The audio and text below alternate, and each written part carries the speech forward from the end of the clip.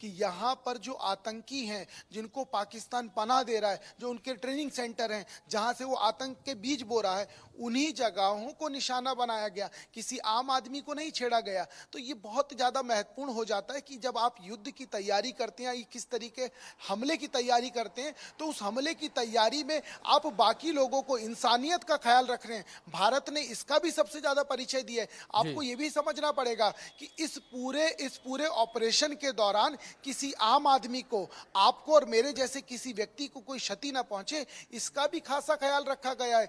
इसीलिए आप देखिए, जो ऑपरेशन के लिए जो जगह चिन्हित की गई थी और जो ठिकाने चुने गए थे, उनमें से सिर्फ और सिर्फ 9 ऐसे ठिकानों को चुना गया था जिन ठिकानों पर इनपुट ये था कि यहाँ पर आतंकी मौजूद हैं, यहाँ आतंक की ट्रेनिंग हो रही है, यहाँ उस तरीके जो दूसरे देशों के साथ आतंकवाद किस तरीके से वहाँ फैलाना है, इसको लेकर वहाँ रणनीति बनती है। ये सब चीज़ों का इनपुट था। इसीलिए इन 9 ठिकानों पर 9 ठिकानों पर कार्रवाई की गई। किसी आम आदमी को कुछ नहीं कहा गया, किसी मैदानी इलाके में या रिहायशी इलाकों में किसी प्रकार की कोई बॉम्बारिंग नहीं हुई। लेकिन इसके इतर यदि समझा जाए, पाकिस्तान अपनी औकात से, अपने कर्मों से छूटता नहीं है। वो इस चीज को नहीं छोड़ता, क्योंकि मौजूदा स्थिति है कि पाकिस्तान ने इस पूरी घटनाक्रम के बाद, क्योंकि देखिए पनाहगार था, आतंकवाद को पनाह पाल रहा था, जब आतंकवाद को पाल रहा था, जब उसके आकाओं को मार दिया गया तो तिलमिला गया। और तिलमिलाने के बाद जो शहरी क्षेत्र हैं, जो मैदानी क्षेत्र हैं पुंछ के, वहां पर बमबारी की गई है, घरों को नुकसान पहुंचाया गया है। और तो और जो जानकारी निकल के आई है कि जो शहर हैं जैसे बस स्टैंड और यहाँ पर भी धमाके किए गए, तो समझा जा सकता है कि भारत ने इस पूरा घटनाक्रम है, इस पूरे घटनाक्रम में इंसानियत की पूरी परवाह की है। बेशक पाकिस्तान ने नहीं की, क्योंकि जिनको पहलगाम में मारा गया था वो निर्दोष थे, वो सिर्फ घूमने गए थे, उनका कोई लेना देना नहीं था। क्योंकि ये कहा बिल्कुल दीपक, बिल्कुल ठीक है आपने। भारत हमेशा से इस बात का जिक्र भी करता रहा है कि हम पहले हमला नहीं करेंगे, लेकिन अगर हम पर किसी ने हमला किया तो उसको अब हम छोड़ेंगे नहीं। और जाहिर तौर पर जिस तरीके से यहां पर यह बड़ा बदला लिया गया है, 9 आतंकी ठिकानों को तबाह किया गया है। जावेद, मैं आपका रुख करूंगा। दूसरी ओर जिस तरीके से अगर बात की जाए यहां पर भारत पाकिस्तान को लेकर, लगातार जिस तरीके से तल्ख रुख यहां पर देखने को मिला है, भारत के द्वारा 9 आतंकी ठिकानों को तबाह किया गया है। दूसरी ओर जावेद, लगातार यहां पर यह भी कहा जा रहा है कि भारत अब आगे के लिए भी तैयार है। प्रधानमंत्री नरेंद्र मोदी का जिस तरीके से मैसेज सामने आया था, उन्होंने कहा कि आगे भी नहीं छोड़ेंगे हम। जी बिल्कुल, देखिए अभिषेक, जिस तरीके से हिंदुस्तान में अगर हम पिछले 2 साल की बात करें, साल 2023, 2024 और साल 2025 की, जिस तरीके से टेरर मॉड्यूल लगातार साउथ इंडिया से लेकर नॉर्थ इंडिया या फिर हम वेस्ट साइड की बात करें, तो लगातार जो छोटे बड़े जो टेरर मॉड्यूल था, वो कहीं ना कहीं अपने आप को इस्टेब्लिश करने की कोशिश कर रहे थे। इसके पीछे कहीं ना कहीं लश्कर तौबा की हम बात करें या हिजबुल मुजाहिदीन की बात करें या फिर जैश ए मोहम्मद की बात करें, इन सब का कहीं ना कहीं यहाँ के हैंडलर से, यहाँ के एक्टिव मेंबर से, जो उनसे जुड़े हुए जो टेरर ऑर्गेनाइजेशन से जुड़े हुए लोग हैं, वो कहीं ना कहीं अपने आप को एक बार फिर से एस्टैब्लिश करना चाह रहे थे। और जिस तरीके से हम आपको बता दें कि पिछले साल ही जो राजस्थान के अलवर में जो कि टेरर कैंप का मॉड्यूल का जो बस्ट किया गया, एजेंसीज और Delhi police, Rajasthan police, state police के साथ मिलकर, बिल्कुल जावेद, बिल्कुल ठीक है आपने। इस टेरर मॉड्यूल के स्थापित होने से पहले ही इसकी कमर भारत के द्वारा तोड़ दी गई है। मैं रुक करूंगा आपका, लेकिन इस बीच एक बड़ी खबर सामने आ रही है, जहां ऑपरेशन सिंदूर के बाद पाकिस्तान में खलबली मची हुई है। पाकिस्तानी शेयर बाजार में भारी गिरावट आ गई है। ऑपरेशन सिंदूर के बाद पाकिस्तान का शेयर मार्केट बंद हो गया है। पाकिस्तान का शेयर बाजार कुछ समय के लिए बंद हुआ। यह बड़ी खबर जो निकलकर सामने आ रही है, पाकिस्तान में बौखलाहट इस वक्त देखने को मिल रही है और अफरा तफरी का माहौल पाकिस्तान में इस वक्त देखने को मिल रहा है। और लगातार जैसी तस्वीरें भी निकलकर सामने आ रही हैं, अफरा तफरी पाकिस्तान में साफ तौर पर इस वक्त देखने को मिल रही है। हमारे दोनों सहयोगी बने हुए हैं दीपक। इस बीच हमारे साथ टीपी त्यागी जी जुड़े हैं। टीपी त्यागी जी, बहुत स्वागत है आपका। टीपी त्यागी जी, जिस तरीके से कि बड़ी खबर निकलकर सामने आई है, ऑपरेशन सिंदूर के बाद पाकिस्तानी शेयर बाजार जो है वो तक बंद हो गया। बड़ी खलबली पाकिस्तान में इस वक्त मची हुई है। जाते हैं तो हमने कहा था इससे पहले भी एक घंटा खराब हो गया। चलो, कुछ तकनीकी खामी की वजह से टीपी त्यागी साहब की आवाज हम तक नहीं पहुंच पा रही। आवाज को हम दुरुस्त करेंगे, लेकिन लगातार जानकारी हम अपने दर्शकों तक पहुंचा रहे हैं। बड़ा ऑपरेशन भारत के द्वारा पाकिस्तान के ऊपर किया गया है और 9 आतंकी ठिकानों को तबाह किया गया है। इन 9 आतंकी ठिकानों में बड़ी संख्या में आतंकियों की मौजूदगी थी। और इस बीच हमारे साथ defence expert TP Tyagi ji जुड़ गए हैं। टीपी त्यागी जी, जिस तरीके से सवाल मैंने आपसे किया पहले भी कि पाकिस्तान में इस वक्त बड़ी हलचल देखने को मिल रही है, पाकिस्तानी शेयर बाजार भी कुछ समय के लिए बंद किया गया, जिस तरीके से भारत ने ऑपरेशन सिंदूर को अंजाम दिया, 9 आतंकी ठिकानों को तबाह कर दिया।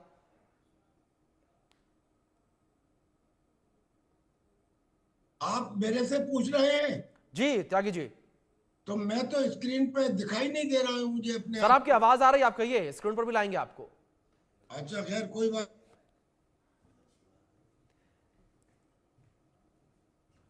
जी त्यागी जी।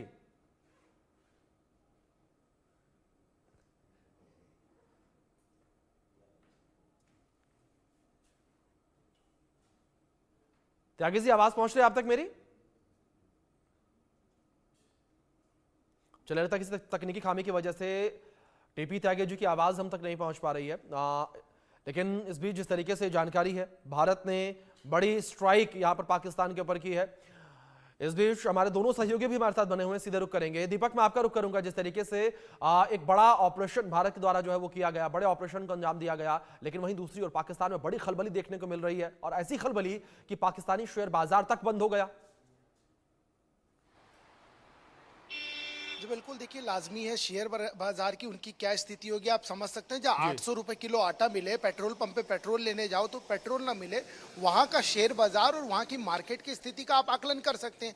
इसके इतर यदि समझेंगे, भारत ने जिस स्ट्रेटेजी के तहत ये पूरा हमला किया है, सिर्फ आतंकवाद को निशाना बनाया है। आतंकवाद ही उनकी रीढ़ की हड्डी है, आतंकवाद के जन्मदाता ही वही हैं। तो जब सब कुछ घर में ही कर रहे थे, जब सब कुछ घर में ही बना रहे थे, और पूरे देश में पूरे वर्ल्ड वाइड सब ये जानते हैं कि पाकिस्तान आतंकवाद के मामले में किस तरीके से हरकतें करता है, इसी वजह से आज शेयर बाजार की स्थिति हो गई है कि उसको बंद करने की नौबत आएगी। और सबसे महत्वपूर्ण बात यह, खलबली मचना इसलिए भी लाजमी है क्योंकि ये वो लोग हैं आतंक के सरगना जो लोग सरकार के साथ मिले थे, वहाँ के मेजर जनरल के साथ मिले थे। आप देखिए जब पहलगाम की घटना हुई तो जानकारी ये निकल के आई NIA की रिपोर्ट में कि ISI जो इनका संगठन है, उन सब ने मिलके ही सेना के माध्यम से इस पूरी घटना को अंजाम दिया। तो जब इस तरीके की इनपुट निकल के आ रहे हैं और आतंकवादी संगठन जिसको कहीं ना कहीं बैकडोर से वहां की सरकारें समर्थन करें,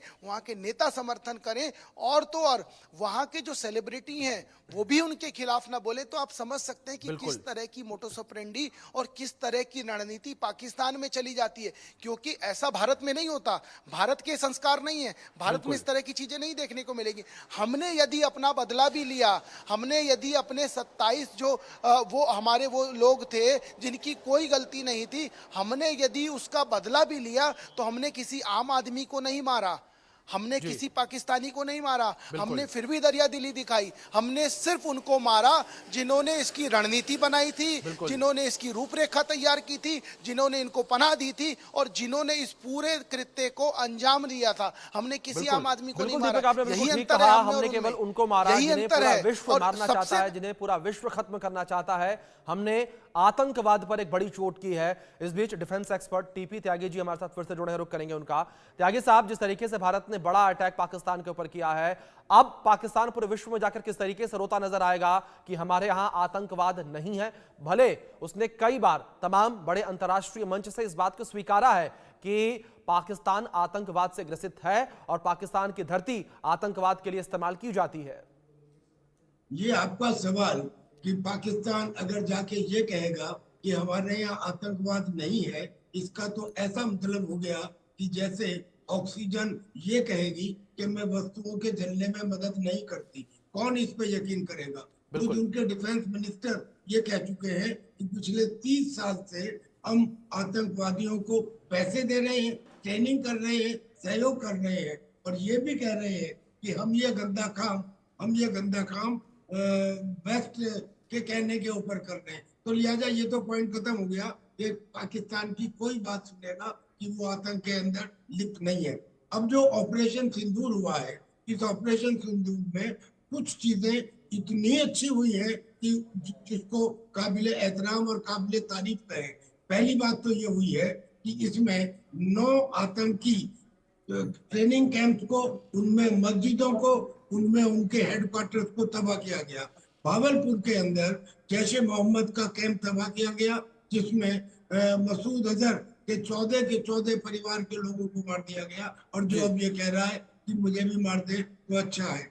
दूसरा, मुनीर के अंदर जो लश्कर तैयबा है उसका हेडक्वार्टर तबाह कर दिया गया, और ऐसे ही कोटली में हिजबुल मुजाहिदीन का हेडक्वार्टर तबाह कर दिया गया। ये एक पॉइंट। दूसरा, इसके अलावा 6 और आतंकी कैंप को तबाह किया गया। तीसरा, ये जो आतंकी कैंप है ये केवल पाकिस्तान ऑक्युपाइड कश्मीर तक लिमिटेड या सीमित नहीं है, दरअसल में पाकिस्तान के मेनलैंड में जाकर भी उन्हें तबाह किया गया। और चौथा पॉइंट ये कि ये पूरी ऑपरेशन बगैर किसी नुकसान के, बगैर किसी गलती के वापस आई। अब देखिए, इसमें स्कैल्प मिसाइल का यूज किया गया। याद है आपको, ये वही मिसाइल है जो अमेरिका ने अल जवारी को मारने के लिए की थी, जब वो एक फ्लैट के बैल्कनी के अंदर खड़ा हुआ था। यानी कि वो मिसाइल जिसका निशाना चूकता ही नहीं है। ऐसे ही हैमर मिसाइल का इस्तेमाल किया गया, राफेल का इस्तेमाल किया गया, सुकोई का इस्तेमाल किया गया। बिल्कुल ठीक है, जो कुछ हो गया यहाँ तक वेरी गुड, 100 आउट ऑफ 100। लेकिन ये कंप्लीट नहीं है। जो बात मैं कहना चाहता हूँ उसे अब सुनिए, वो ये है कि मोदी जी ने कहा था कि हम धरती के इस कोने से उस कोने तक आतंकियों को और आतंकियों के आकाओं को मिट्टी में मिला देंगे। अब ये तो आतंकी है, जो आतंकी है उनको तो आप 72 गोलों का ख्वाब दिखा दीजिए, वो और पैदा हो जाएंगे। सवाल तो ये है कि जो आतंकियों के आका है और जो उन आकाओं के आका है वो कौन है? वो है पाकिस्तान की आईएसआई। और पाकिस्तान की आईएसआई आती है पाकिस्तान की आर्मी के अंदर, और पाकिस्तान की आर्मी का आका है वो मौलाना मुनीर, जिसे जनरल मुनीर कहते हैं, और जिसकी वजह से पहलगाम का हमला हुआ, जिसने कहा कि हमारी आइडियोलॉजी सुपीरियर है और हम कॉमन हेरिटेज में बिलीव नहीं करते, और हिंदू और मुसलमानों के बीच में खाई पैदा करके इंडिया में इंस्टेबिलिटी करने का षड्यंत्र रचा। वहां तक तो पहुंचे ही नहीं। लिहाजा मैं ये कहता हूँ कि ऑपरेशन सिंदूर बूंदा बांदी है, मूसलाधार बारिश होना अभी बाकी है। यानी कि हमको अभी और आगे एक्शन लेना है। अब इसमें बहुत सारे लोग सलाह देने आ जाएंगे, संयम बरतें, ध्यान रखें, सहनशीलता रखें। अरे ये सहनशीलता की वजह से ही तो आज ये स्थिति आई है। अगर हमने 26/11 में ये सहनशीलता न दिखाई होती तो पहलगाम होता ही नहीं, नंबर 1। और नंबर 2, हमको जो अब उनके ऊपर एक्शन लेना है उसके लिए हमारे पास सफिशिएंट ग्राउंड है। ग्राउंड क्या है? क्योंकि पाकिस्तान एलओसी के ऊपर पिछले 8-10 दिन से लगातार सीज फायर तोड़ रहा है, और सीज फायर तोड़ना तो अब तक स्मॉल आर्म्स से था, अब वो आर्टिलरी फायर भी इस्तेमाल करता है। आर्टिलरी फायर का इस्तेमाल करने का मतलब होता है कि एक दूसरे देश के ऊपर हमला, और अगर हम इसको हमला मानते हैं तो फिर हम इस हमले का जवाब एक बड़े हमले से दे सकते हैं। कोई इंटरनेशनल कम्युनिटी बीच में नहीं आएगा, because this is as per the United Nations charter. हम अपने रक्षा के लिए ये कार्यक्रम कर रहे हैं। क्या इजराइल ऐसा नहीं करता? क्या आतंकियों के साथ ऐसा बर्ताव नहीं होना चाहिए? लिहाजा हमारा कुल मिला के कहना ये है कि operation Sindoor 100 out of 100, but it is only phase 1। हमें फर्दर एक्शन लेना है। हमको पाकिस्तान के जो सीज फायर हो रहा है, लेकिन त्यागी साहब इस बीच एक बड़ी बात लगातार निकलकर सामने आ रही है कि क्या आतंकियों के अड्डे को नष्ट करना पर्याप्त था, या अब पाकिस्तान की जो सेना है उसे भी स्पष्ट संदेश देने की जरूरत है? यकीनन यही तो बात मैं कह रहा था। यही बात तो मैं कह रहा हूँ कि भाई आतंकियों को मारना ठीक है, मगर लक्ष्य को पूरा नहीं करता। आतंकी तो खुद पैदा हो जाएंगे जब वो उनसे कहेंगे 72। और हमारा तो पॉइंट ये है कि हिंदुस्तान में जो हमले हुए हैं उसमें केवल आतंकी नहीं, उसमें पाकिस्तान की आईएसआई भी शामिल रही है। केवल नॉन स्टेट एक्टर नहीं, उसमें स्टेट एक्टर भी शामिल रहे हैं। क्या आप भूल गए तौवर राणा को, जो वहाँ के मेडिकल कोर का डॉक्टर था? क्या मेजर अली को? क्या मेजर इकबाल को? क्या मोसाद मूसा को, जो वहाँ का एक पैरा कमांडो था? यानी कि बाकायदा उनके लोगों के नाम आ रहे हैं, उनका डिफेंस मिनिस्टर मान रहा है। तो ऐसे में जब वो स्टेट पॉलिसी उनकी है तो उसमें हमको एक्शन लेने में कोई तकलीफ नहीं। जब बिल्कुल हमारे बिल्कुल पास त्यागी जी, बिल्कुल क्या ठीक कहा आपने। एक्शन लेने में कोई भी तकलीफ नहीं, और अभी भी एक स्पष्ट संदेश देने की जरूरत, जिस तरीके से आपने जिक्र किया। हमारे सहयोगी दीपक विश्वकर्मा भी लगातार बने हैं हमारे साथ, उनका रुख करेंगे, कुछ अपडेट्स उनसे लेते हैं कुछ पॉइंट्स पर। दीपक, जिस तरीके से यहां पर खबर निकलकर सामने आई कि पहले इन 9 आतंकी ठिकानों को चिन्हित किया गया और आतंकी ठिकानों को चिन्हित करने के बाद सटीक कार्रवाई की गई है, लेकिन दीपक, जानकारी आपसे इस विषय पर यह चाहेंगे कि किस तरीके से इन आतंकी ठिकानों को चिन्हित किया गया, आइडेंटिफाई किया गया, इसके बाद यहां पर अटैक किया गया।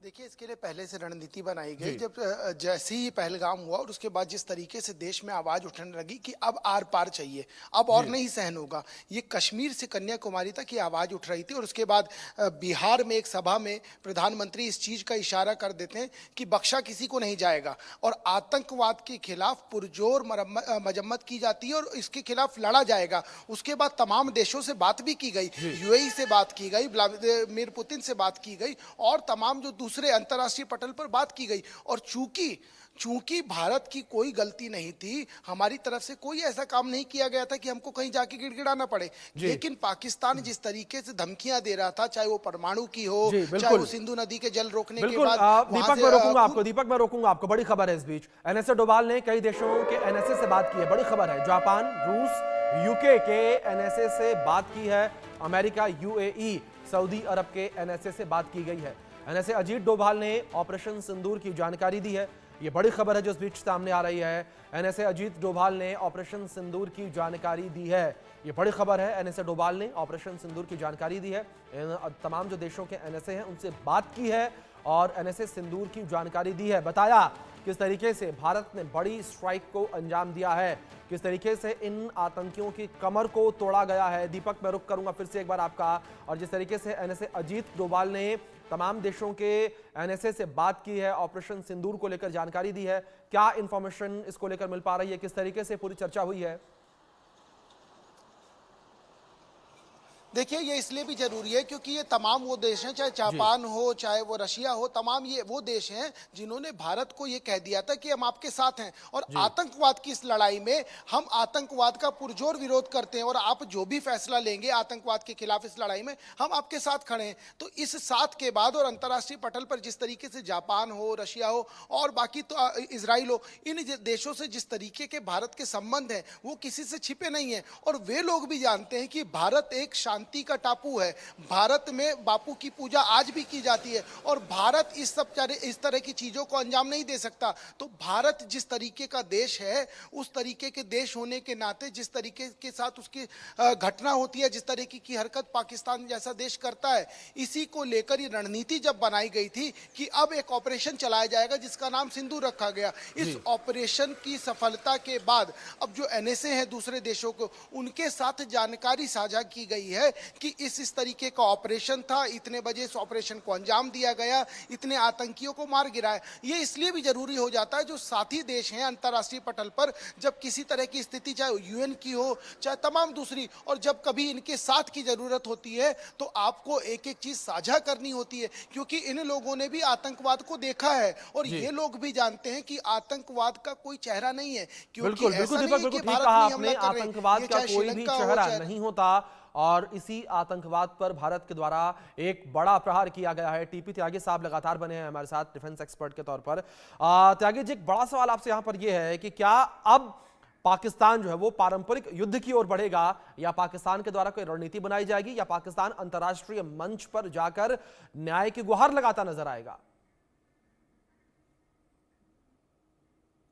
पाकिस्तान क्या करेगा ये तो हम नहीं बता सकते हैं, लेकिन क्या कर सकता है वो बताते हैं। वो ज्यादा से ज्यादा क्या कर सकता है कि लाइन ऑफ कंट्रोल के ऊपर सीज फायर का उल्लंघन कर सकता है। अभी तक स्मॉल आर्म्स फायर से कर रहा है, वहां पे वो आर्टिलरी ला सकता है, हेवी आर्टिलरी ला सकता है। दूसरा, वो अपनी जो धमकी देता रहा है कि मैं टैक्टिकल न्यूक्लियर वेपन का इस्तेमाल कर लूंगा, उस धमकी को दोहरा सकता है। तीसरा, वो इन आतंकी घटनाओं को जो उसने पहलगाम में अंजाम दिया, इनको बांग्लादेश की मदद लेके वो हिंदुस्तान में कोई छोटी मोटी हरकत करवा सकता है। चौथा, वो सिलीगुड़ी कॉरिडोर या चिकन नेक के ऊपर कुछ एक आध दो एक्सरसाइज करके या कोई मामूली एक्शन ले सकता है। जी। पर अगर ऐसा होता है तो इसमें पाकिस्तान के दो चिकन नेक है, यानी कि दो कमजोर पॉइंट है। पहला कमजोर पॉइंट तो उसका हाजी पीर पास है और दूसरा कमजोर पॉइंट उसका अखनूर है। अखनूर जिसे अखनूर डैगर कहते हैं, हम भी उसके लिए पूरी तरह तैयार हैं। मैं समझता हूं कि पाकिस्तान के डिफेंस मिनिस्टर ने इस समय जो डर कर कहा है और वो ये है